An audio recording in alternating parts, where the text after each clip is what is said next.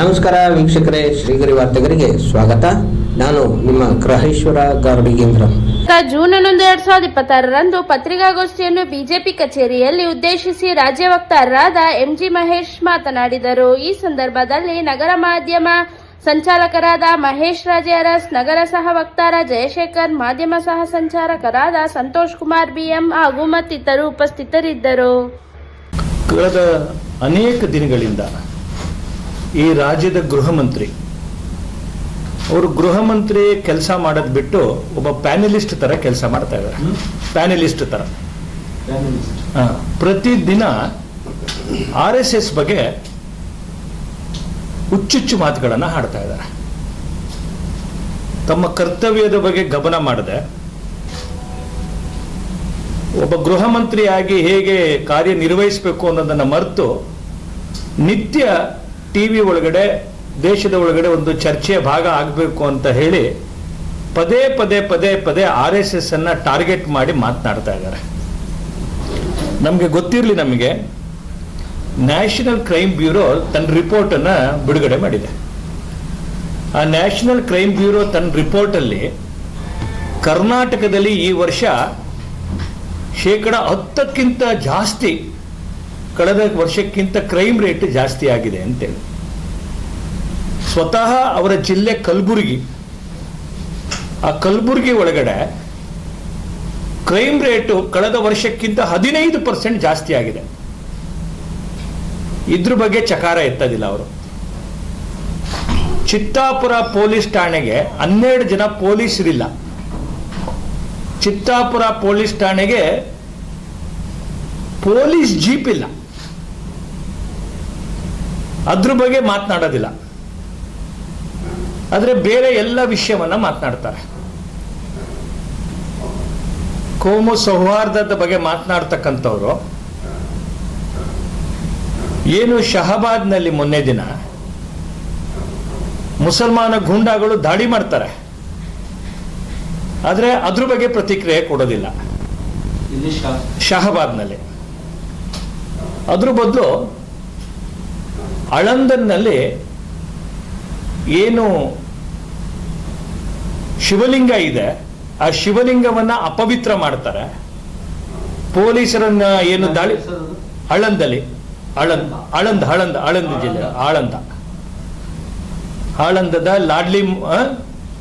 Lordly Makaan ಅಂತ ಹೇಳಿ ದೇವಸ್ಥಾನದ ಇದರಲ್ಲಿ ಶಿವಲಿಂಗವನ್ನು ಅಪವಿತ್ರ ಮಾಡಿದ್ರು ಅಂತೇಳಿ ಮೊಕದ್ದಮೆ ಹಾಕಿದ್ರೆ ಆ ಮೊಕದ್ದಮೆಯನ್ನ ವಾಪಸ್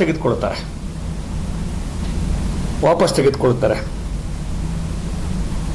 ಇಡೀ ಕಲಬುರಗಿ ಮತ್ತೆ ಕರ್ನಾಟಕ ಮಾದಕ ವ್ಯಸನಿಗಳ ಡ್ರಗ್ಸ್ ಕೇಂದ್ರಗಳಾಗಿ ಪರಿವರ್ತನೆ ಆಗಿದೆ. ಸ್ವತಃ ಕಾಂಗ್ರೆಸ್ಸಿನ ಮಂಡಲದ ಅಧ್ಯಕ್ಷರು ಡ್ರಗ್ಸ್ ಸಾಕಾಣಿಕೆ ಒಳಗಡೆ ಒಳಗಾಗ್ತಾರೆ. ಡ್ರಗ್ ಸಾಗಾಣಿಕೆ ಒಳಗಡೆ ಸ್ವತಃ ಅವರ ಬಲಗೈ ಶಿಷ್ಯನನ್ನ ಬಂಧನವನ್ನ ಮಾಡ್ತಾರೆ ಗೋವಾ ಪೊಲೀಸರು. ಒಂದ್ ಕಡೆ ರಾಜ್ಯದ ಒಳಗಡೆ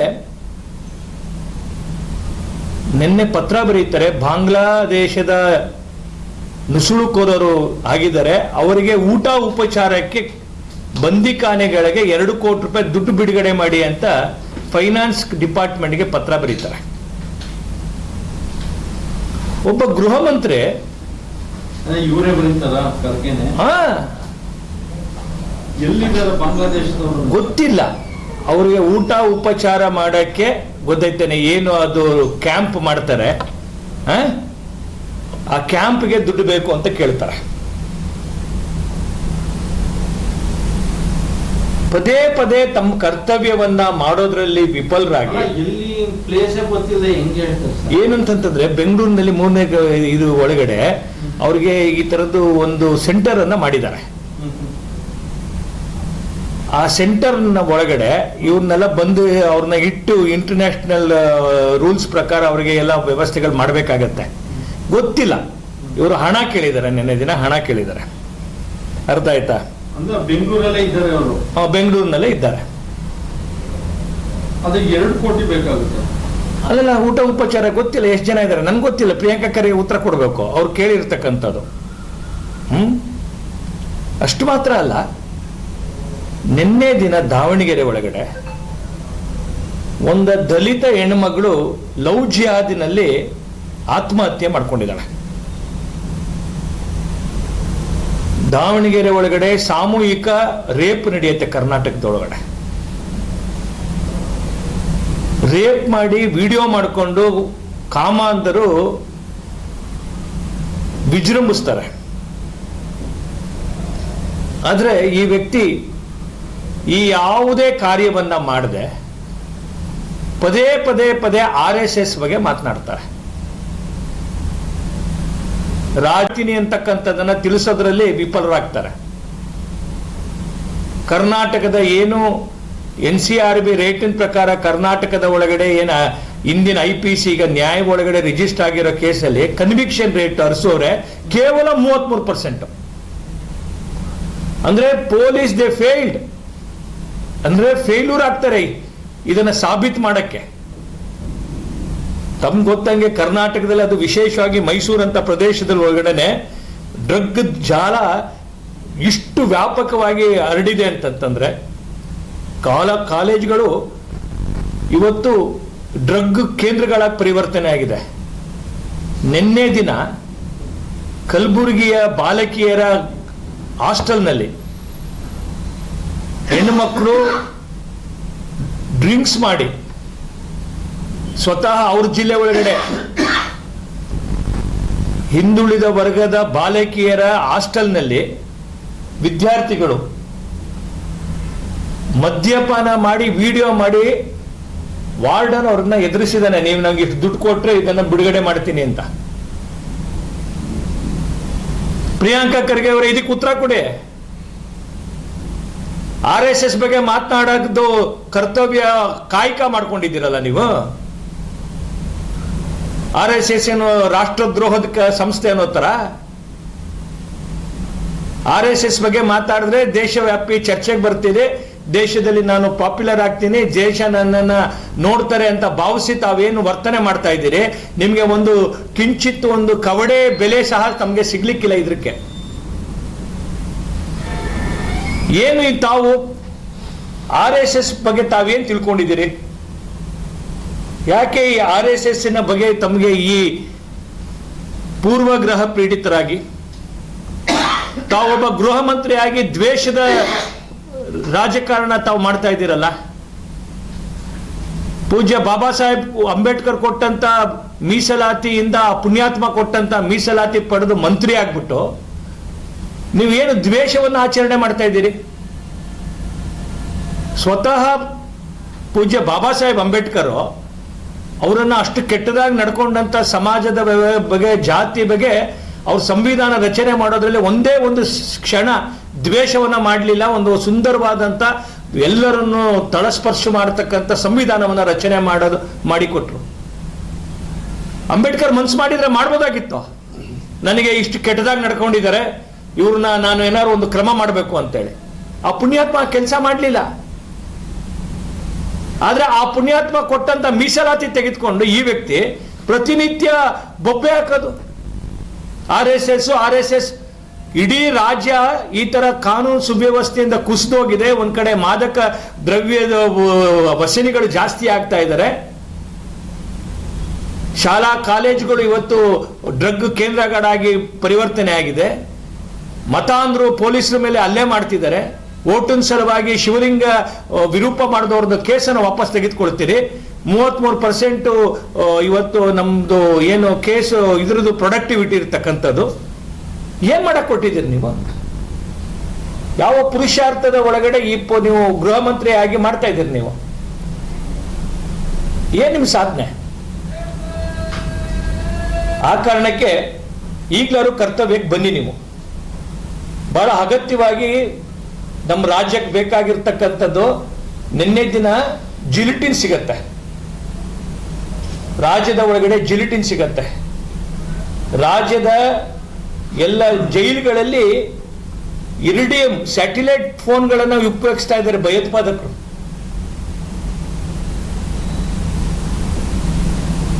ಒಂದು ದೊಡ್ಡದಾದಂತ ಗೃಹ ಇಲಾಖೆ ತಮ್ಮ ಕೊಟ್ಟಿದ್ರೆ ಕುಣಿಲಾರ್ದು ಅದನ್ನ ನೆಲ ಡೊಂಕು ಅಂತಂದ್ರಂತಲ್ಲ, ಹಾಗೆ ತಮ್ಮ ಕರ್ತವ್ಯದಲ್ಲಿ ನಿರ್ವಹಣೆ ಮಾಡೋದಲ್ಲಿ ವಿಫಲರಾಗಿರ್ತಕ್ಕಂಥವ್ರು ತಾವು ಇವತ್ತು ಸುಮ್ಮನೆ RSS ಬಗ್ಗೆ ಪ್ರತಿದಿನ ದೂಷಣೆ ಮಾಡ್ತಕ್ಕಂಥದ್ದು.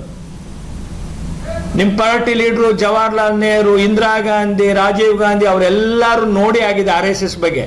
RSS ಅಂತಕ್ಕಂಥದ್ದು ಒಂದು ಜೀವಂತವಾಗಿರ್ತಕ್ಕಂಥ ಒಂದು ಸಂಘಟನೆ, ಒಂದು ವಿಚಾರ. RSS ಅಂತಕ್ಕಂಥದ್ದು ಮನಸ್ಸಿನ ಒಳಗಡೆ ಇರ್ತಕ್ಕಂಥ ಮಾನಸಿಕ ಒಂದು ಸ್ಥಿತಿ. RSS ಅಂತಂದ್ರೆ ಒಂದು ವೈಚಾರಿಕ ನೆಲೆಗಟ್ಟನ್ನ ನಮ್ಮ ಒಳಗಡೆ, ನಮ್ಮ ಆಂತರಿಕವಾಗಿ ವ್ಯಕ್ತಿ ಒಳಗಡೆ ನಿರ್ಮಾಣ ಮಾಡ್ತಕ್ಕಂಥ ಒಂದು ಶ್ರೇಷ್ಠ ವಿಚಾರಧಾರೆ. ಗಾಳಿನ ರಿಜಿಸ್ಟರ್ ಮಾಡ್ತಾರ, ನೀರನ್ನ ರಿಜಿಸ್ಟರ್ ಮಾಡ್ತಾರ, ಮನಸ್ಸನ್ನ ರಿಜಿಸ್ಟರ್ ಮಾಡ್ತಾರ? ಅದ್ಯಾವುದು ರಿಜಿಸ್ಟರ್ ಮಾಡಲ್ಲ ಅಂದಮೇಲೆ RSS ರಿಜಿಸ್ಟರ್ ಅಲ್ಲ, ವಿಚಾರ ಅದು. RSS ಅಂತಕ್ಕಂಥದ್ದು ಒಂದು ವಿಚಾರ.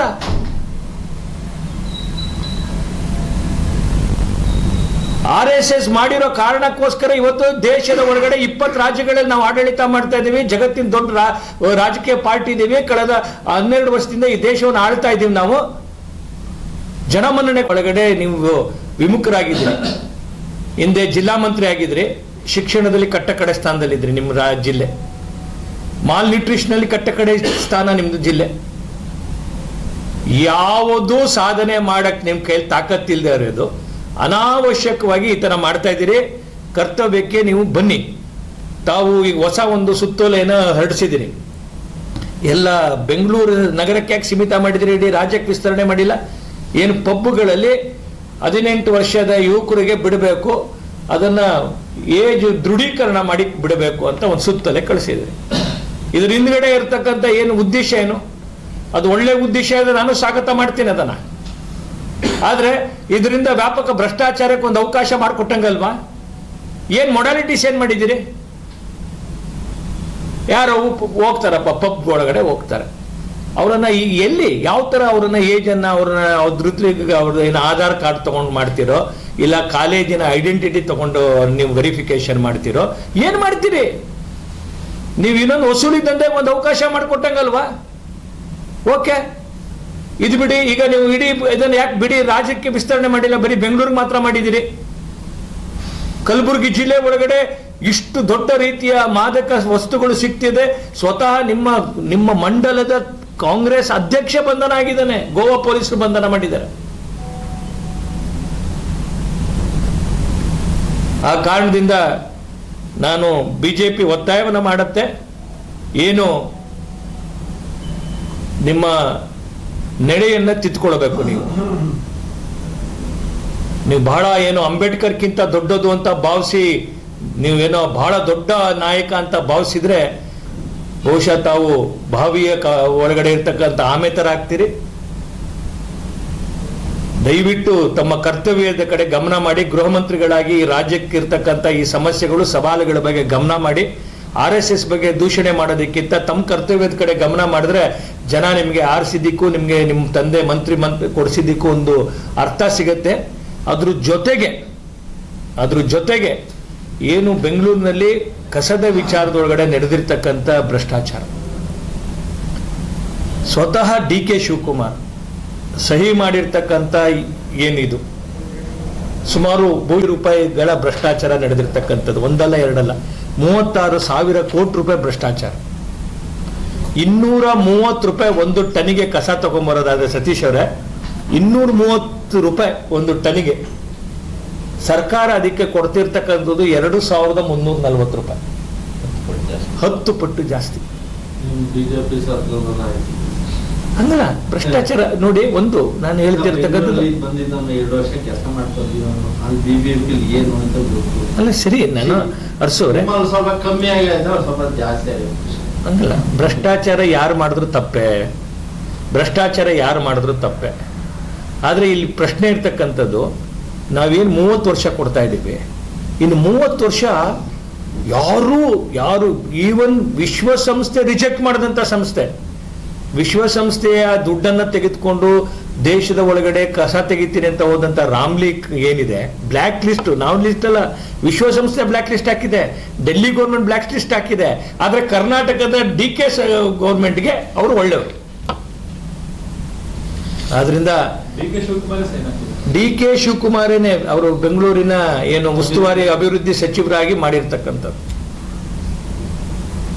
ಅಂದ್ರೆ ಈ ಇಡೀ ಗೊಂದಲ ಏನಿದೆ ಇವತ್ತು ಹೊಸ ಹಾಗೆ ಎಷ್ಟು ನಮ್ಮ ರಾಜ್ಯದ ಜನರನ್ನ ದಾರಿ ತಪ್ಪಿಸುವಂತ ಕೆಲಸ ಆಗಿರ್ತಕ್ಕಂಥದ್ದು. ಸಿದ್ದರಾಮಯ್ಯನವರೇನೋ ಇಳಿದು ಬಿಟ್ರು ಅರ್ಸೋರೆ, ಏನಾಯ್ತು ಅವ್ರದ್ದು ಕಾಂತರಾಜ ಆಯೋಗದ ಕತೆ, ಏನಾಯ್ತು ಹೊಸ ಜಾತಿ ರಿಪೋರ್ಟ್, ಏನ್ ಮಾಡಿದ್ರು? 100 ಕೋಟಿ ರೂಪಾಯಿ ನೀರಿಗೆ ಹೋಮ ಮಾಡಿದ್ರಲ್ಲ, ನೀವಂತೂ ಇಳಿದು ಮನೆಗೆ ಮಾಡಿ ನಿಮ್ಮ ಮಗಂಗೆ ಅಧಿಕಾರಕ್ಕೆ ತಂದು ಕೂರಿಸಿದ್ರಿ. ನಿಮ್ಗೆ ಒಂದೇನಾರು ಅನ್ನಿಸ್ತಾ ಮಿಕ್ಕಿದ ಜಾತಿಗಳಿದ್ವು OBC ಒಳಗಡೆ ಅವ್ರನ್ನ ಯಾರು ಮಂತ್ರಿ ಮಾಡಬೇಕು ಅಂತ?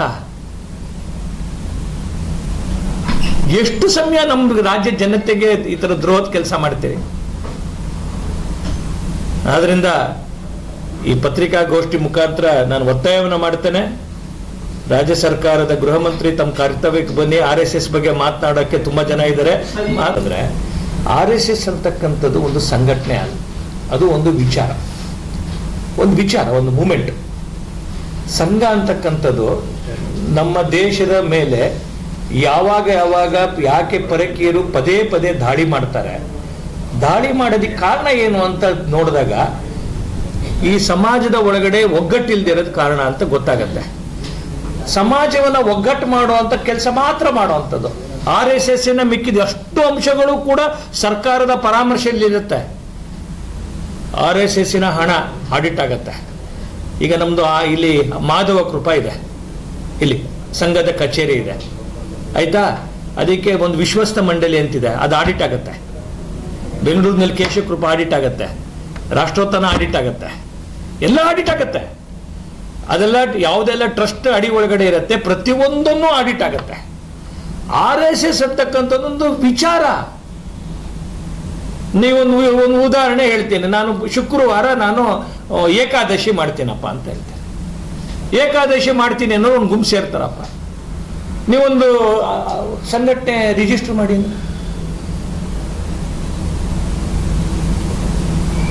RSS ಅಂತಕ್ಕಂಥದ್ದು ಒಂದು ವೈಚಾರಿಕ ಒಂದು ಹೋರಾಟದ ಭೂಮಿಕೆ ಅದು.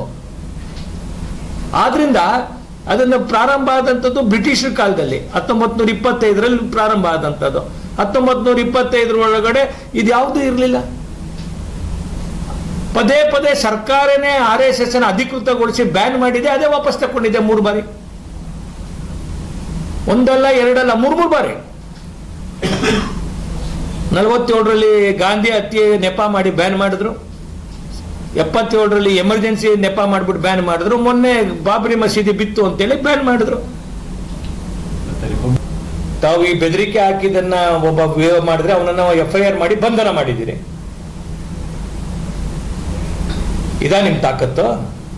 ನಿಮ್ ತಾಕತ್ತು ಕಾನೂನು ಸುವ್ಯವಸ್ಥೆ ಸರಿ ಮಾಡೋ ಕಡೆ ನಿಮ್ ತಾಕತ್ತು ತೋರಿಸಿ. ನಿಮ್ ತಾಕತ್ತು ಇದೇ ರಾಜ್ಯದೊಳಗಡೆ ಮಾದಕ ವಸ್ತು ಇಲ್ದಿರೋದ್ರ ಬಗ್ಗೆ ತಾಕತ್ತು ತೋರಿಸಿ. ಯಾರೆಲ್ಲ ಈ ಭಯೋತ್ಪಾದಕ ಚಟುವಟಿಕೆ ಮಾಡ್ತಾರೆ, ಈ ಒಂದು ಆಂಟಿ ಸೋಷಿಯಲ್ಸ್, ಅವ್ರ ಬಗ್ಗೆ ನಿಮ್ ತಾಕತ್ ಶಕ್ತಿ ತೋರಿಸಿ. ದೇಶಭಕ್ತರು RSS ಬಗ್ಗೆ ನೀವು ಬೆದರಿಕೆ ಹಾಕುವಂಥದ್ದು. ನೀನಲ್ಲ, ನಿಮ್ ತಂದೆ ಅಲ್ಲ, ನಿಮ್ ಮುತ್ತಾತ ಅಲ್ಲ, ಇನ್ನು 10 ಜನ್ಮ ಹುಟ್ಟು ಬಂದ್ರು RSSಗೆ ತಾವೇನು ಮಾಡಕ್ ಸಾಧ್ಯ ಇಲ್ಲ. ಈ ಪೊಳ್ಳು ಬೆದರಿಕೆ ಡೋಂಗಿತನ ಇವೆಲ್ಲ ನಮ್ಮ ಕೈಲಿ ನಡೆಯೋದಿಲ್ಲ. ಎಚ್ಚರ ಇರ್ಲಿ, ಗೊತ್ತಾಯ್ತಾನೆ. ಒಂದು ಹಿಂದೂ ಸಮಾಜ ಎದ್ದು ನಿಂತರ ಏನಾಗತ್ತೆ ಅನ್ನೋದಕ್ಕೆ ಇದೇ ತರ ಗೃಹ ಮಂತ್ರಿಗಳಾಗಿ ಬೇರೆ ಬೇರೆ ರಾಜ್ಯಗಳಲ್ಲಿ, ಪಶ್ಚಿಮ ಬಂಗಾಳದಲ್ಲಿ ಮಮತಾ ಬ್ಯಾನರ್ಜಿ ವರ್ತನೆ ಮಾಡ್ತಿದ್ರು, ತಮಿಳುನಾಡಲ್ಲಿ ಸ್ಟಾಲಿನ್ ವರ್ತನೆ ಮಾಡ್ತಿದ್ರು. 7 ಹೆಸರಿಲ್ದಂಗೆ ಜನ ತಿರಸ್ಕಾರ ಮಾಡಿದ್ರು ನಿಮ್ಮನ್ನ. ಅವ್ರಿಗೆ ಇದೇ ತರ ಮಾಡ್ತಿದ್ರು. RSS ಫಾಸ್ಟ್ ಬಂದ್ರೆ ಬ್ಯಾನ್ ಹಾಕಿ ಮಾಡ್ತಿದ್ರು, ಅವಕಾಶ ಕೊಡ್ತಿರ್ಲಿಲ್ಲ, ತೊಂದರೆ ಕೊಡ್ತಿದ್ರು. ಪ್ರತಿ ನಿಮಿಷ ಪಶ್ಚಿಮ ಬಂಗಾಳದಲ್ಲಿ ಈ ತರ ಚಿತ್ರಹಿಂಸೆ ಕೊಟ್ರು. ಆದ್ರೂ ಜನ ಏನ್ ಮಾಡಿದ್ರು ಹೇಳಿ? ಇವತ್ತು ಈ ಪತ್ರಿಕಾಗೋಷ್ಠಿ ನಡೆಯೋ ಸಂದರ್ಭದಲ್ಲಿ ಆ ತೃಣಮೂಲ್ ಕಾಂಗ್ರೆಸ್ ಅನ್ನೋ ಪಾರ್ಟಿನೇ ಇರೋದಿಲ್ಲ, ಕಾಂಗ್ರೆಸ್ ಜೊತೆ ಮರ್ಜ್ ಆಗ್ಬಿಡ್ತಾ ಇದೆ.